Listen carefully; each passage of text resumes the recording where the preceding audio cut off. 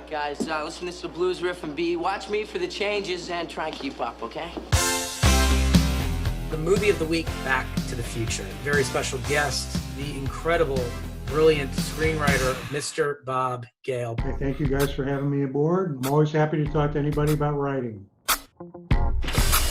This is a screenplay that we all hold in the highest regard. Taught us a lot. We have enjoyed this movie. One of the most entertaining movies of our childhood. 100%. It requires something with a little more kick.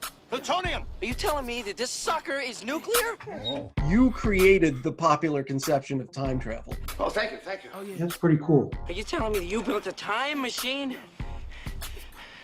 Kind of a DeLorean? Whose idea was the DeLorean?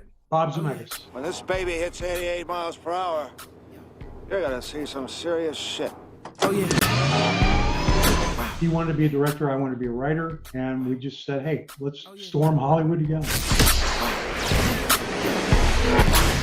Michael J. Fox was so critical to the success of the film. Hey, yo, it's the Russo Show. What he brought to that character is absolute gold. If you put your mind to it, you can accomplish anything. Wow.